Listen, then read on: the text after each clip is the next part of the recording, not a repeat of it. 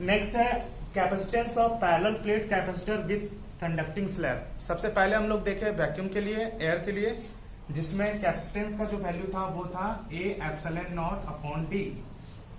साथ ही साथ अभी हम लोग सेकेंड केस जो देखे वो था डाइलेक्ट्रिक स्लैब के लिए। मीन्स डाइलेक्ट्रिक स्लैब को जब इंट्रोड्यूस करते हैं दो प्लेट्स के बीच या कैपेसिटर के बीच, तो उस समय जो कैपेसिटेंस था वो सी नॉट अपॉन के था, जब हम लोग जब थिकनेस लिए थे डाइलेक्ट्रिक स्लैब का इस गैप के इक्वल।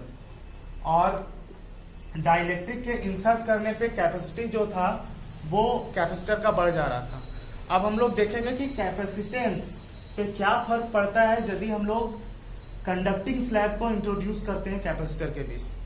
तो प्रीवियस केस के जैसा इसमें भी हम लोग क्या करेंगे, कैपेसिटर जिसका दो प्लेट ए और बी, ए पे हम लोग पॉजिटिव चार्ज और बी पे नेगेटिव चार्ज दिए हुए हैं। ए का जो सरफेस चार्ज डेंसिटी है प्लस सिग्मा, बी का माइनस सिग्मा। इसके चलते जो इलेक्ट्रिक फील्ड का डायरेक्शन है वो ई नॉट। और एक कंडक्टिंग स्लैब को हम लोग इंट्रोड्यूस कर रहे हैं इस प्लेट के बीच जिसका थिकनेस है स्मॉल टी। और चूंकि कंडक्टर का एक प्रॉपर्टी है कि जब भी हम लोग एक्सटर्नल इलेक्ट्रिक फील्ड में रखते हैं तो ये कंडक्टर के पास चूंकि फ्री इलेक्ट्रॉन्स ज्यादा होते हैं, इसलिए अपने आप को ये ऐसा अरेंज कर लेते हैं कि नेगेटिव चार्ज जो है वो पॉजिटिव की तरफ इंड्यूस हो जाता है और पॉजिटिव जो है वो नेगेटिव की तरफ कंडक्टर के एक फेस में इंट्रोड्यूस हो जाता है। और ये जो इलेक्ट्रिक फील्ड क्रिएट होता है जस्ट इसके इक्वल होता है। यानी यहाँ पे E naught is equal to EP.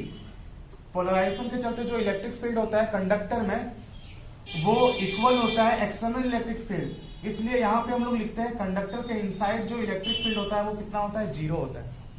क्योंकि कंडक्टर का जो प्रॉपर्टी होता है जब कैपेसिटर के बीच में रखते हैं या एक्सटर्नल इलेक्ट्रिक फील्ड के इन्फ्लुएंस में रखते हैं तो ये अपने आप को ऐसा अरेंज कर लेता है कि इलेक्ट्रिक फील्ड जो इसके चलते क्रिएट होता है उस इलेक्ट्रिक फील्ड का वैल्यू एक्सटर्नल इलेक्ट्रिक फील्ड के इक्वल होता है।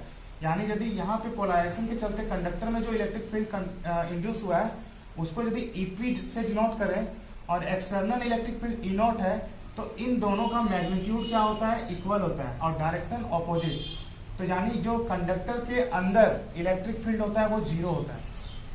अब हम लोग क्या करेंगे, कैपेसिटेंस फाइंड करेंगे इस कंडक्टर को जब इंसर्ट करेंगे कैपेसिटर के बीच तब। तो चूंकि हम लोग एयर के लिए पढ़े हुए हैं कैपेसिटेंस कितना होता है, C equal to A epsilon not upon D. इसको हम लोग इक्वेशन 1 कंसिडर करेंगे। Since capacitance is equal to Q upon V, तो हमको कैलकुलेट करना होगा क्या, भी की पोटेंशियल कितना है जब कंडक्टिंग स्लैब को हम लोग इंट्रोड्यूस करते हैं। तो सपोज कर रहे हैं कि इन दोनों प्लेट के बीच जो पोटेंशियल डिफरेंस है वो कितना है, भी। तो भी इज इक्वल टू लिखेंगे एक बार इस गैप के लिए, तो वहां पे होगा ई नॉट इंटू ये गैप का डिफरेंस कितना होगा, थिकनेस है कंडक्टिंग स्लैब का टी और टोटल सेपरेशन है डी। तो ये गैप का डिफरेंस कितना होगा, डी माइनस टी। तो यहाँ पे जो पोटेंशियल होगा वो होगा E naught into D minus T gap के लिए। कंडक्टिंग स्लैब में इलेक्ट्रिक फील्ड का जीरो है वैल्यू, तो यहाँ पे जीरो इंटू टी, ये टोटल टर्म जीरो बन जाएगा। यानी भी का वैल्यू जो आएगा E naught into D minus T. इसको इक्वेशन नंबर 3 कंसिडर करेंगे।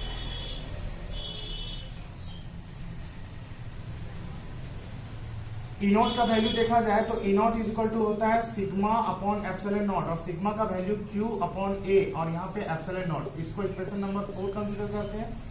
इस वैल्यू को ले जाकर इक्वेशन नंबर 3 में ई नॉट की जगह पुट करते हैं। तो भी का जो वैल्यू आएगा वो आएगा sigma Q upon A epsilon not into D minus T. Equation number 5, since equation 2 से C is equal to Q upon V था, भी का वैल्यू जैसे ही पुट करेंगे तो आएगा Q upon A epsilon not into D minus T, और यहां से Q कैंसिल हो जाएगा। तो जो वैल्यू आएगा C इज इक्वल टू वो आएगा ए epsilon not upon D minus T. ये मेरा कैपेसिटेंस का वैल्यू होगा जब हम लोग कंडक्टिंग स्लैब को प्लेस करेंगे कैपेसिटर के बीच में।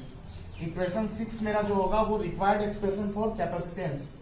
अब हम लोग क्या कर रहे हैं, यहां से D को कॉमन ले रहे हैं। C is equal to A epsilon not, और इस इक्वेशन से D को कॉमन ले रहे हैं तो यहां से D कॉमन लेंगे तो अंदर बचेगा 1 minus T upon D, equation number 7। और चूंकि वैक्यूम के लिए हम लोग पढ़े थे C naught is equal to A epsilon not upon D, तो यहाँ पे A epsilon not upon D की जगह यदि वैल्यू पुट करेंगे C is equal to C naught upon 1 minus T upon D, ये वैल्यू आएगा। तो इस इक्वेशन से हम लोग क्लियरली देख सकते हैं जो C होगा वो ग्रेटर होगा C नॉट से। कहने का मतलब है जितना एयर के लिए हम लोग कैपेसिटेंस निकाले थे A एप्सिलॉन नॉट D, जब कंडक्टिंग स्लैब को प्लेस करेंगे कैपेसिटर के बीच में तो कैपेसिटेंस बढ़ जाएगा कितना times, 1 minus T upon D times. और साथ ही साथ यदि यहां से स्पेशल केस देखें तो यदि थिकनेस का वैल्यू, कंडक्टिंग स्लैब का थिकनेस यदि इस गैप के इक्वल हो जाए तो ये जो कैपेसिटेंस होगा वो कितना हो जाएगा, C is equal to C not, यहां से D अपॉन डी कैंसिल हो जाएगा, 1 माइनस 1 जीरो, यानी सी नॉट अपॉन जीरो। तो सी नॉट अपॉन जीरो को हम लोग इनफाइनाइट लिख सकते हैं।